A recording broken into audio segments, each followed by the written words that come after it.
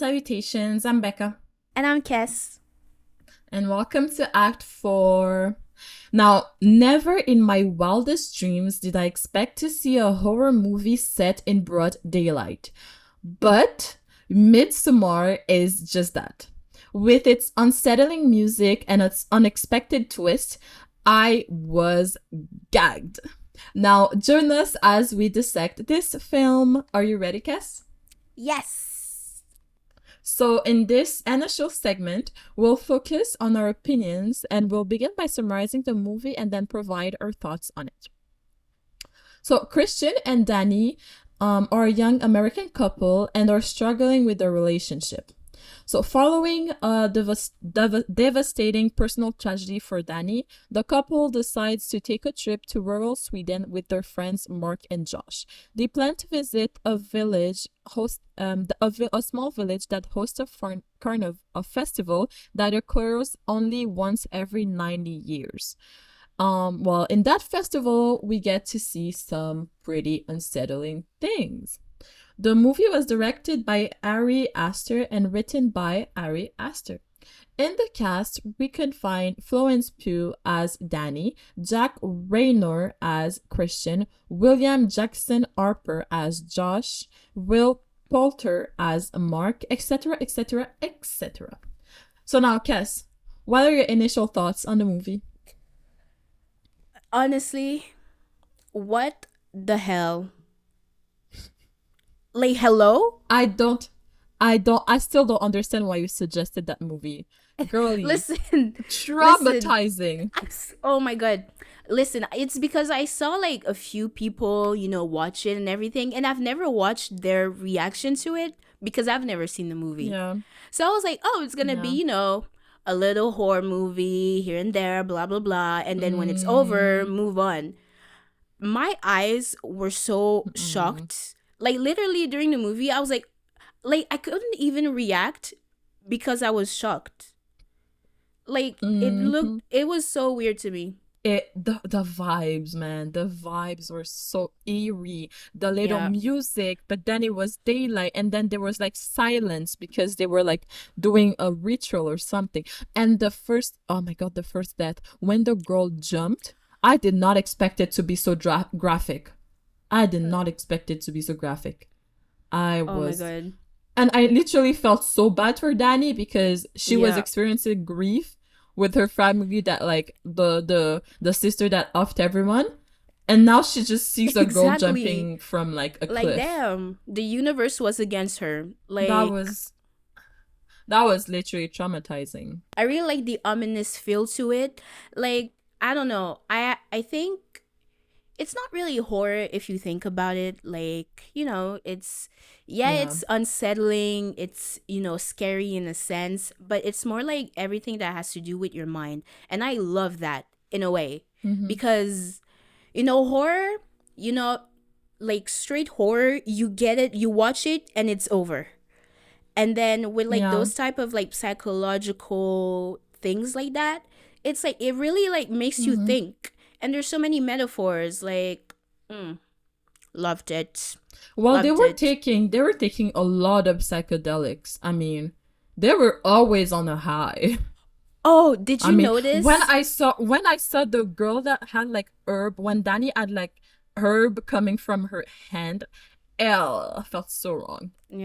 Did you notice, like, I don't know if it was towards the end, but when Christian like took some, and like the flowers they were moving, and like the things on the table, did you notice?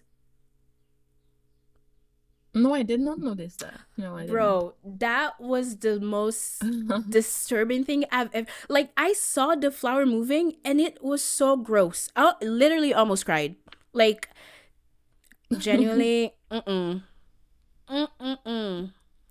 Generally just creepy. Oh my god. And also, in the beginning they were foreshadowing what like they were gonna do with Christian at the end. Like Really? when yes, like when the couple wanted to like see, oh, what's going on there, and then we saw like a series of painting with like the girl trying to like make the guy fall in love Oh with my her and god. everything. And then at one point Christian, while he was eating, he literally had like the pubic hair in his food, Yeah. and I was like, oh my god, jump scare, because I Oh remember yeah. seeing like Oh my god. the whole thing. Yeah. Oh, I actually didn't notice that. Yeah. I think there were a lot of like little things that was happening every now and there. Like just little Mm-hmm. things to make you like really like freak out, but like very subtle. Mm-hmm. Like I don't know if you noticed like the screaming. I think it was Connie. Yeah. Like Yeah. it was so I had to play it again cuz I thought I heard something. And I feel like Mm-hmm. it really sets you in the atmosphere where they were cuz they were turning, Mm-hmm. but it was clear that they weren't sure that they heard something, Mm-hmm. and it was like so faint. Oh, Yeah. well done. Well done. And I also did not understand what was going on with them trying to like copy someone's emotion. Like for example, Oh. when Danny was crying and they were all like Mhm. crying with her, I was like, that's weird. And at the end when they like burned, especially the people they burned alive that were like Mhm. like crying and then jiggling and Yeah. everything, like they were doing like the same things as if they were getting like burned alive, and it was so weird. Mm-mm. Could never be me. The thing is, like, when I started watching the movie, and I remember Pele was like showing Danny pictures of like his village and the people, I I thought it was so strange. Like just seeing them all in white and everything, it Very already gave like a cultish. eerie. Exactly, it already Yeah. gave like a eerie feeling. I feel like if it was me, I wouldn't have went, honestly. Like yeah, like honestly, I respect your community and whatnot, but I'm a be you can send me videos and stuff. I'ma stay home. Y'all go. Yeah. Cause Mm-hmm. but did you think like personally I think the fact that the aesthetic and everything, and especially the fact that it was always daylight, really made it Mm-hmm. as if they wanted it to be less to oh let me say that again, they wanted us to feel less scared because usually horror movies they take place at night and everything that happens is at Mm-hmm. night or in the dark, but Mm-hmm. now it wasn't. Did you think that like that changed something for you in the movie? I think it did. But I did have like I wasn't scared per se, but I did Mm-hmm. almost have a heart attack when like they Oh. smashed Judge. No, Josh's head when they smashed it. I was like, I knew something was happening because it really felt weird. But like when they Mm-hmm. smashed his head, I was literally like, oh damn. So Yeah. I think if the movie was settled like in like the nighttime, I would still be creeped out. But I don't think it just qualifies for a horror movie. I think it doesn't really. Yeah, honestly.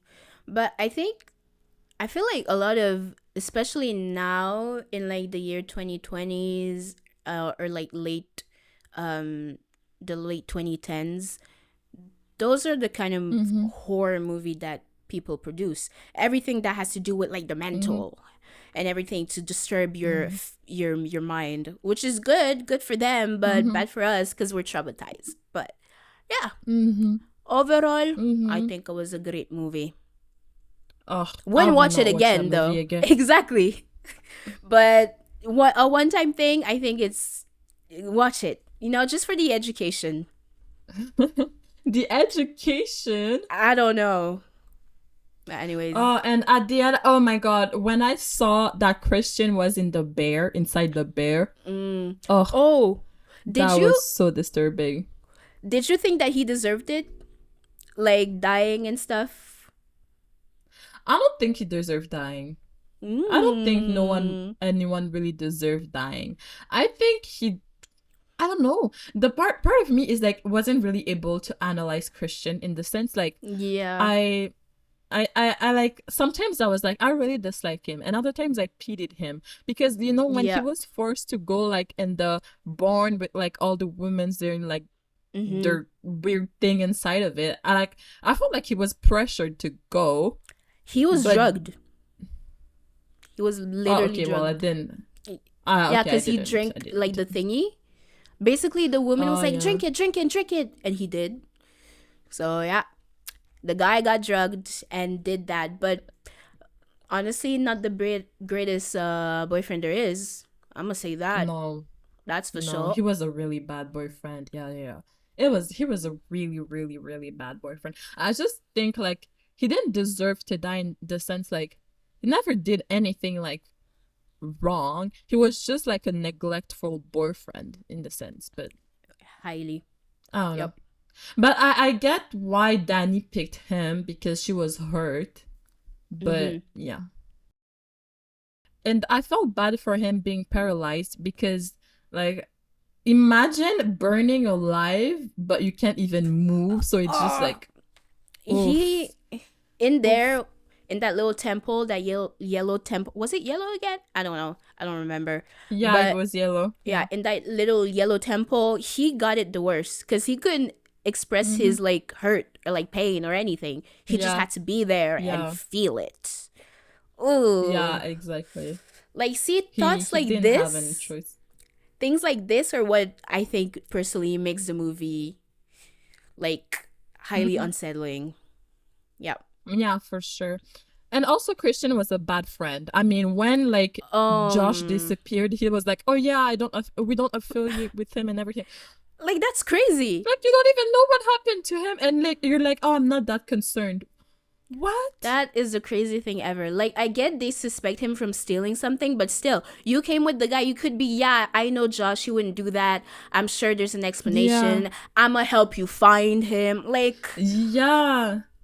They never did any like he never did anything and he was just like, yeah, "Oh, I'm not that concerned" when Danny brought it up. So, anyways, we have to move on to the next yeah. segment. In this part, we'll explore the perspectives of professional reviewers regarding the movie. We'll examine feedback from platforms like Rotten Tomatoes, IMDb, Letterboxd, and more. As of the day we're filming, which is the 17th of May of 2024, the movie is rated at an 83% tomato meter on Rotten Tomatoes and 63% audience score. So, Kes, what is your first review? So, the first review that I have says, wish we'd stop calling these horror movies. Causes a lot of unnecessary confusion and disappointment. Gotta think of a new genre. Weird drama, emo thriller. And honestly, emo thriller sounds like a vibe.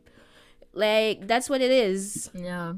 I get there were some horror aspects to it, but as a whole, it's technically not a horror movie, you know?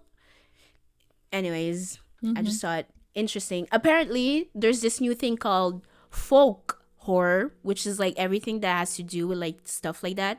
I don't know if you've seen The Witch. No, yeah, no, yeah. No. No, Well, no.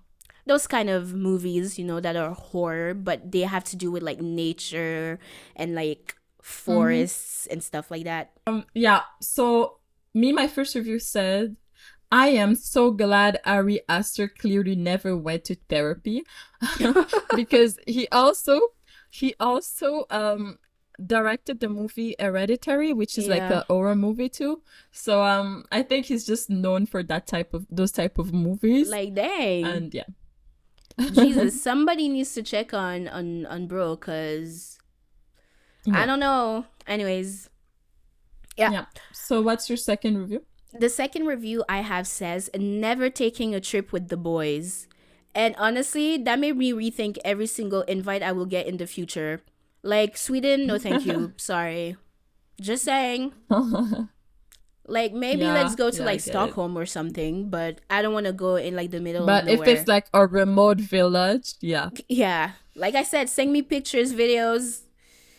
We're gonna be But I'm good. not there. Exactly. Perfect. Might says this is why people watch superhero movies, and I don't blame them. Like, ooh. Exactly. Where is Superman? He would Yeah. literally stop all this nonsense immediately. Mm-hmm.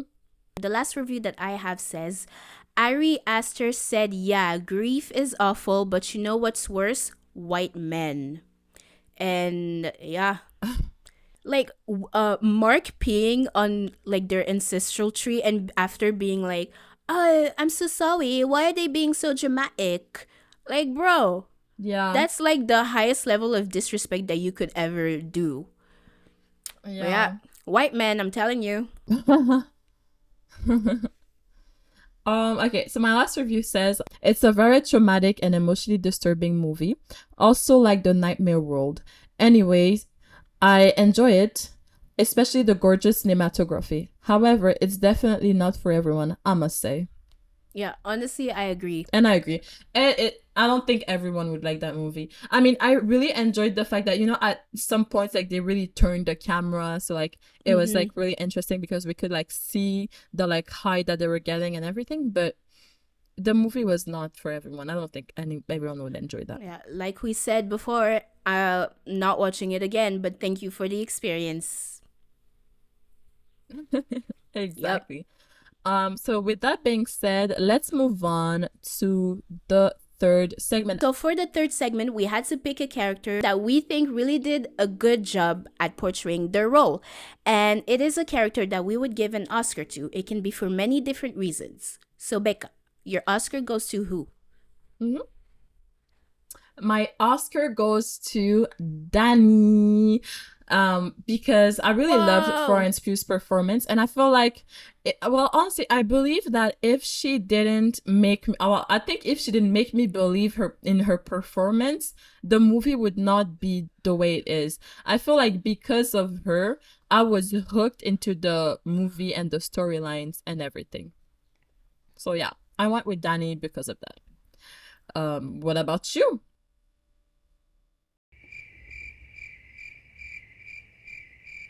Hi, Kiss here. I wasn't feeling too good by the end of the episode and I almost passed out. So, yeah, that was definitely fun. But yeah, unfortunately, we couldn't record the rest of the episode and I just wanted to apologize for that. But hopefully, you've enjoyed our input on the disturbingly beautiful movie that Midsommar is. And hopefully, you'll stay tuned for next week where I will be better and we will come back with more fun and more interesting conversations. See you next week. See you at the movies.